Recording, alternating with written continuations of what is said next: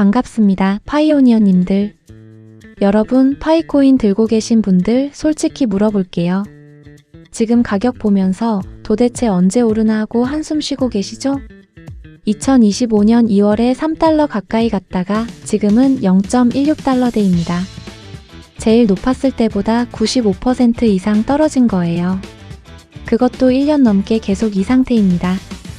근데 저는 오늘 파이코인 망했다, 사기다, 이런 얘기하려는 게 아닙니다. 오히려 반대입니다. 코인 역사를 뒤지다 보면 파이코인이랑 거의 똑같은 상황을 겪었던 코인들이 있거든요. 어떤 코인은 그 상황을 뚫고 결국 올랐고 어떤 코인은 그대로 죽었습니다.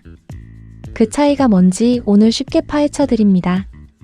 먼저 파이코인 가격이 왜 이렇게 계속 눌려 있는지부터 알아야 합니다. 이유가 크게 세 가지예요. 첫 번째, 물량이 너무 많이 쏟아지고 있습니다. 비유를 하나 들게요.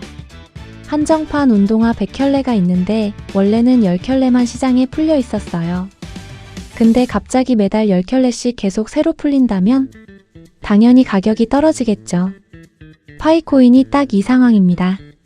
전체 발행량은 1000억 개인데 지금 시장에 나와 있는 건 약 100억 개 수준이에요. 나머지 900억 개가 아직 잠겨 있고 매달 수억 개씩 풀립니다.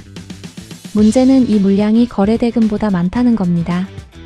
한 달치 언락 물량이 하루 거래 규모를 훌쩍 넘어버리니 누가 파는지와 무관하게 가격이 눌릴 수밖에 없는 구조예요. 실제로 작년 7월에 단 1300만 개가 풀렸을 때 며칠 만에 가격이 25% 빠진 적도 있습니다. 두 번째, 생태계는 만들어지고 있는데 실제로 돈이 아직 안 돌고 있습니다. 오해하지 마세요. 파이코어 팀이 손 놓고 있었던 건 절대 아닙니다. 올해 3월 파이데이에는 스마트 컨트랙트가 메인넷에 정식 활성화됐고 개발자들이 코딩 없이도 앱을 만들 수 있는 노코드 플랫폼도 나왔습니다. 지난해 3월 파이페스트 행사 기간 동안에는 12만 5천 개 이상의 상점이 파이를 결제 수단으로 받았고 생태계 활성화를 위한 1억 달러 규모의 벤처 펀드도 만들었어요. 디앱도 2만 1,700개 이상이 제출됐습니다. 근데 문제는 여기서 발생합니다. 인프라는 계속 쌓이고 있는데 그 위에서 실제로 파이를 소비하는 거래가 가격을 지지할 만큼 따라오지 못하고 있다는 거예요. 쉽게 비유하면 이마트 건물은 다 지었는데 매장 안에 손님이 아직 많지 않은 상태입니다. 인프라와 실제 거래량 사이의 이 간격이 지금 가격이 눌리는 두 번째 이유예요. 세 번째, 바이낸스 같은 대형 거래소에 아직 없습니다. 거래소는 코인 시장의 이마트나 쿠팡 같은 곳이에요. 거기 없으면 살 수 있는 창구가 좁아집니다. 창구가 좁으면 조금만 팔아도 가격이 확 빠집니다. 자, 이 세 가지 문제를 보면서 어딘가 익숙하지 않으세요? 역사 속에 똑같은 상황을 겪었던 코인들이 이미 있거든요. 첫 번째 실패 사례, 일렉트로네움입니다. ETN이라고도 해요. 들어보신 분 거의 없죠? 그게 포인트입니다. 2017년에 나온 코인인데 파이코인이랑 콘셉트가 판박이에요. 스마트폰 앱으로 버튼 하나 누르면 코인이 쌓이고 전 세계 누구나 참여할 수 있고 은행 계좌가 없는 나라 사람들을 위한 금융 서비스를 만들겠다고 했습니다. 코인 역사상 가장 많은 사람이 참여한 초기 판매 기록도 세웠어요. 그런데 시작하자마자 가격이 일주일 만에 90% 폭락하고 그 뒤로 한 번도 의미 있게 회복하지 못했습니다. 왜 그랬을까요? 이유가 하나가 아니었습니다. 출시 첫날부터 수백 명의 유저 계정이 털리면서 앱을 통째로 내렸고 미 국방부 보안업체까지 긴급 투입했어요. 거기에 51% 공격까지 당했습니다. 51% 공격이란 해커가 블록체인 전체를 장악해서 거래를 조작할 수 있는 상태가 되는 건데 이게 터지면 그 코인은 신뢰성이 바닥을 칩니다. 보안 문제 위에 생태계도 끝내 만들어지지 않았어요.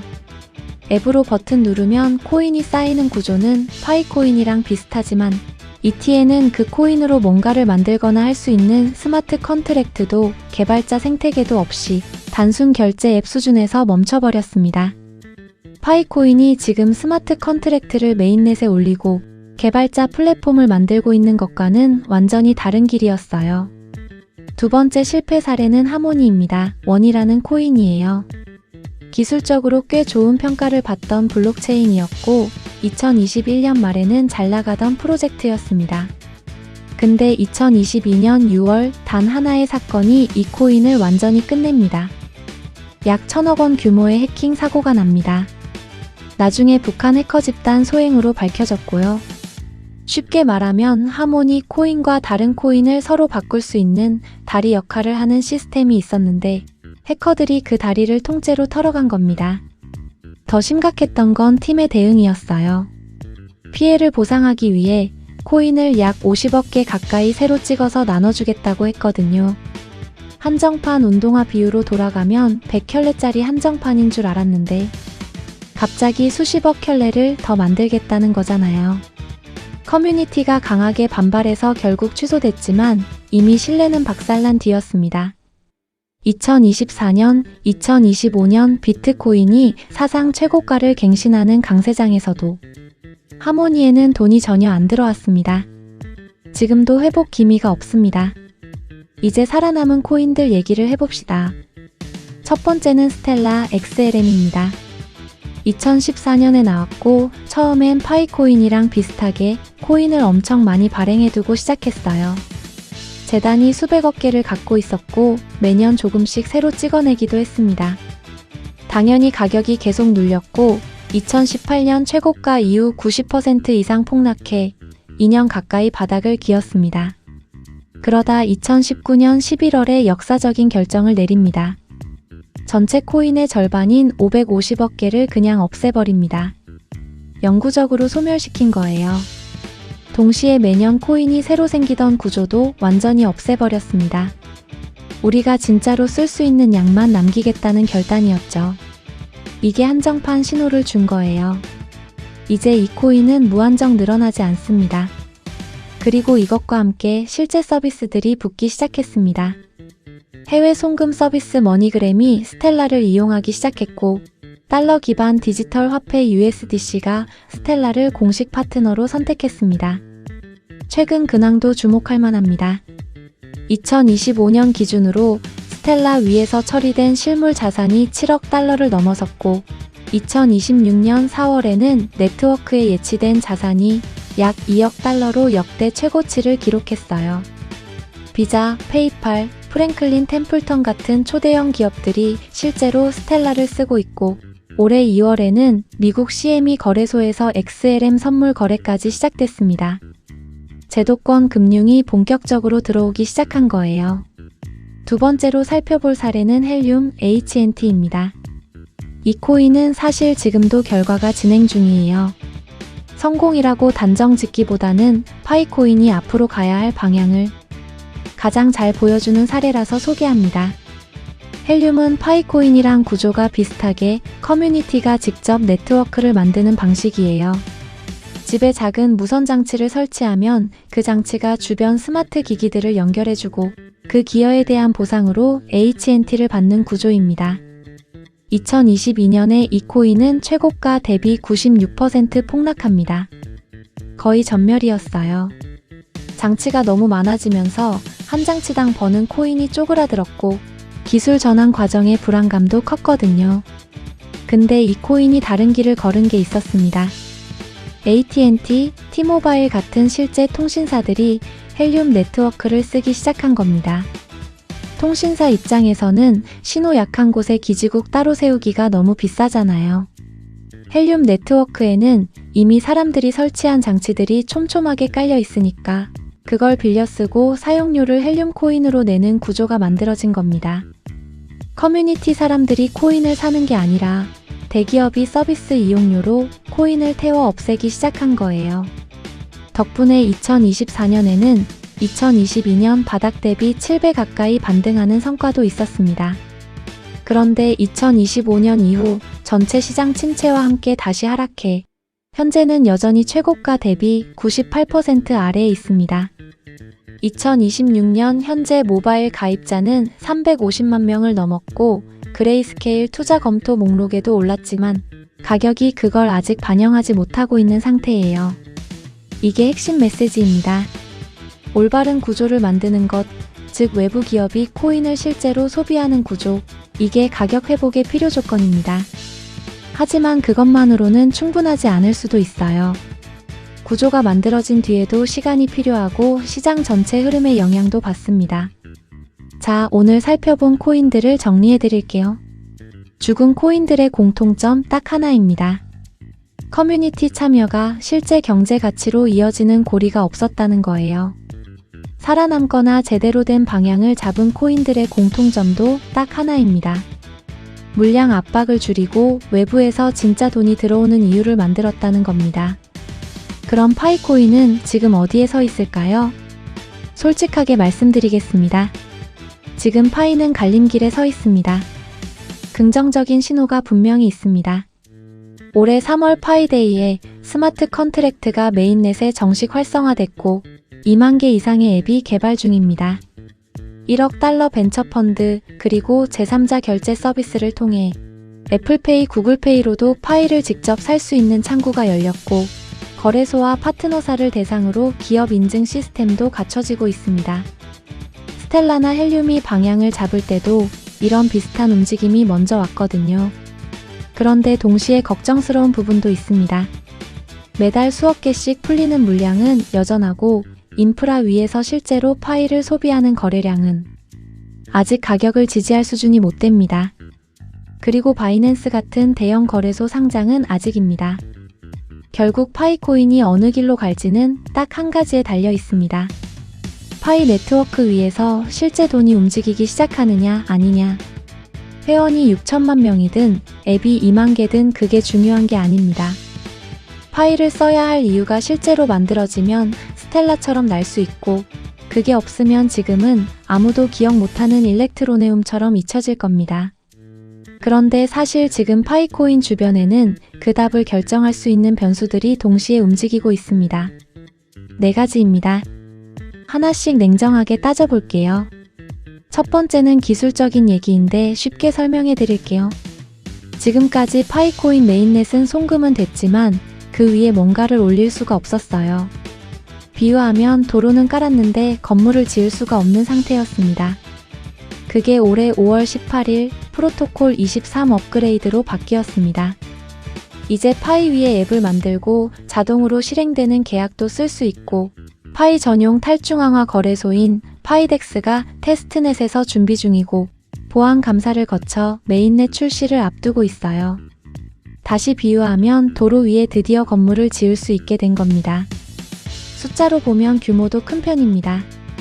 현재 42만 1000개의 검증 노드가 돌아가고 있고 1000억 개 이상의 파이가 메인넷으로 이미 이전됐습니다. 그런데 냉정하게 보면 건물을 지을 수 있게 됐다고 손님이 바로 들어오는 건 아니에요. 이더리움, 솔라나 같은 이미 개발자들이 몰려있는 플랫폼과 경쟁해서 외부 개발자들이 파이 위에 앱을 만들기로 선택해야 합니다. 지금은 그 선택이 일어나고 있는지를 지켜봐야 하는 단계예요. 기술은 필요 조건이지 충분 조건은 아닙니다. 두 번째는 게임입니다. 파이 네트워크가 CD게임즈라는 게임 회사에 투자하고 파트너십을 맺었어요. HTML로 기반 가벼운 게임들을 파이 생태계 안에 올려서 게임 결제와 보상을 파이로 처리하는 구조입니다. 왜 게임이냐고요? 게임은 코인을 실제로 소비하는 구조를 만들기가 가장 쉬운 분야예요. 아이템 사고 보상받고 다른 사람한테 팔고 이런 흐름이 자연스럽게 파이 거래를 만들 수 있습니다. 그런데 냉정하게 보면 CD게임즈는 올해 1분기에 시범 운영을 시작했지만 지금까지 실제 플레이어 수나 거래량 같은 구체적인 숫자를 공개하지 않고 있어요. 이미 이뮤터벌, 로닌처럼 게임 특화 블록체인들이 수년치 유저를 쌓아둔 상황에서 신생 게임 플랫폼이 얼마나 빠르게 따라잡을 수 있을지는 아직 미지수입니다. 가능성은 분명히 있습니다. 그런데 지금은 될 것 같다가 아니라 되고 있는지를 확인해야 하는 시점이에요. 세 번째는 지난 5월 초 미국 마이애미에서 열린 크립토 업계 최대 행사 컨센서스입니다. 파이 창업자 2명이 동시에 연단에 올랐어요. 한 명은 AI 시대의 신원 증명을 어떻게 할 것인가, 다른 한 명은 웹3와 AI를 어떻게 연결할 것인가를 발표했습니다. 세션이 시작되기 전에 이미 좌석이 동났을 만큼 관심이 컸어요. 행사 기간 전후로 파이 가격이 약 58% 올랐습니다. 그런데 냉정하게 보면 파이 창업자가 대형 행사에 등장할 때마다 가격이 오히려 내려갔던 패턴이 있습니다. 작년 코인데스크 컨센서스에서는 행사 기간 중 무려 42% 빠졌어요. 컨퍼런스는 주목도를 높이는 데는 효과가 있어요. 하지만 발표 내용이 비전 중심에 그치고 구체적인 대형 파트너십이나 거래소 상장 소식이 없으면 잠깐 오르다가 다시 제자리로 돌아올 가능성이 높습니다. 컨센서스는 가격을 움직이는 촉매가 아니라 구조가 만들어졌을 때 그걸 세상에 알리는 확성기에 가깝습니다. 네 번째가 사실 가장 중요한 변수입니다. 클래리티 법안이라는 미국 암호화폐 규제 법안이 있어요. 쉽게 설명하면 지금까지 미국에서는 코인이 증권이냐 상품이냐를 두고 SEC와 CFTC라는 두 기관이 각자 우리 관할이야라며 다퉈왔어요. 그 불확실성 때문에 바이낸스 같은 대형 거래소들이 미국 시장에서 코인 상장을 꺼려왔고 기관 투자자들도 발을 빼왔습니다. 클래리티 법안은 그 경계를 명확하게 정해주는 법입니다. 이미 2025년 7월에 하원을 통과했고 현재 상원에서 계류 중입니다. 이게 파이코인에 왜 중요하냐고요? 이 법이 상원을 통과하면 바이낸스 같은 대형 거래소들이 법적 리스크 없이 파이를 상장할 수 있는 환경이 만들어집니다. JP모건 애널리스트들은 이 법안 통과를 2024년 비트코인 ETF 승인에 버금가는 시장 촉매로 보고 있어요. 그런데 냉정하게 보면 은행권과 크립토 업계가 스테이블코인 이자 지급 조항을 두고 팽팽하게 맞서고 있어서 상원 통과 시점이 불확실합니다. 2026년 중반이 사실상 마감 시한인데 중간 선거 일정에 밀리면 또 연기될 수 있어요. 이 법안이 통과돼도 파이 자체 유틸리티가 없으면 의미가 없습니다. 반대로 유틸리티는 있는데 이 법안이 통과 안 되면 바이낸스 상장이 계속 막힐 수 있어요. 자, 이제 가장 흥미로운 부분입니다. 이 네 가지가 따로따로 움직이면 각각 제한적인 영향에 그칩니다. 그런데 이게 동시에 맞물리는 시나리오가 있어요. 시나리오 1, 가장 강한 상승 조합이죠. 스마트 컨트랙트 위에서 CD게임즈 실제 거래량이 나오고 동시에 클래리티 법안이 상원을 통과해서 바이낸스 상장이 열린다면 스텔라가 2019년에 경험했던 것처럼 공급 압박 해소와 실제 수요 창출이 동시에 이루어지는 구조가 됩니다. 이때 컨센서스 같은 행사에서의 발표가 확성기 역할을 합니다. 한 가지 주목할 점이 있어요. 파이코인은 시가총액이 약 2조 원이 넘는데 하루 거래 대금은 100에서 250억 원 수준에 불과합니다. 시총 대비 거래 대금이 굉장히 작다는 뜻인데 이게 양날의 검이에요. 지금처럼 물량이 쏟아질 때는 가격이 더 쉽게 눌리지만 반대로 기관 자금이 조금만 들어와도 가격이 불균형적으로 크게 튀어오를 수 있습니다. 시나리오 2, 일부만 조합되는 경우죠. 스마트 컨트랙트는 작동하고 CD게임즈 거래량도 조금씩 나오는데 클래리티 법안은 지연된다면 가격은 현재 구간을 크게 벗어나지 못하고 0.12에서 0.25달러 사이에서 횡보할 가능성이 높습니다. 시나리오 3, 최악의 조합입니다.